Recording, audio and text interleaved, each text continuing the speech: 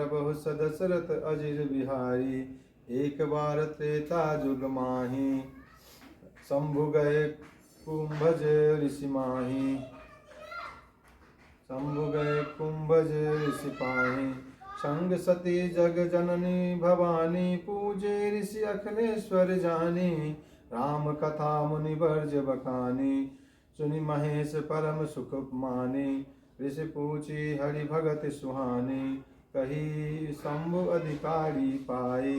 कहत सुनत रघुपति गुण गाथा कछु दिन तहाँ रहे गिरिनाथा। मुनिगण सद विदा माग त्रिपुरारी चले भवन संग दक्ष कुमारी। तही अवसर भंजन मही भारा हरि रंग रघुवंश लिन्ह अवतारा। पिता बचन तजिराज उदासी दंडक बन विचरत अविनाशी। हृदय विचारत जात हरा कही विधि दर्शन होई। गुप्त रूप अवतर प्रभु गए जान सब कोई। सती न जानहि मरम सोई शंकर उर अति क्षोभु। मन डरु लोचन लालची तुलसी दर्शन लोभु। मंगल भवन अमंगल हारी द्रवहु सदशरथ अजिर बिहारी। रावण मरण मनुज कर जाचा प्रभु विधि वचन किन्ह यह साचा। जो नहीं जाओ रहे पछतावा करत विचार न बनत बनावा। यही विधि भय सोच बस ईसा ते ही समय जाय दस सीसा। लिन्न नीच मारी चही संगा भयो तुरत सोई कपट कुरंगा। करि छलु मूढ़ हरि वैदेही प्रभु प्रभाव तस विदित न तेहि। मृग बधि बंधु सहित हरि आए आश्रम देखी नयन जल छाए। विरह विकल नर इव रघुराई खोजत विपिन फिरत दो भाई। कबहु जोग वियोग न जाके देखा प्रगट विरह दुख ताके। अति विचित रघुपति चरिता जानहि परम सुजाना। जे मति मंद विमोह बसा हृदय धरहि कछु आना। मंगल भवन अमंगल हारी द्रवहु सदशरथ अजिर बिहारी। एक बार त्रेता युग में शिव जी अगस्त ऋषि के पास गए। उनके साथ जगत जननी भवानी सती जी भी थी। ऋषि ने संपूर्ण जगत के ईश्वर जानकर उनका पूजन किया। मुनिवर अगस्त जी ने राम कथा विस्तार से कही जिसको महेश्वर ने परम सुख मानकर सुना। फिर ऋषि ने शिवजी से सुंदर हरि भक्ति पूछी और शिवजी ने उसको अधिकारी पाकर रहस्य सहित भक्ति का निरूपण किया। श्री रघुनाथ जी के गुणों की कथाएं कहते सुनते कुछ दिनों तक शिवजी वहाँ रहे।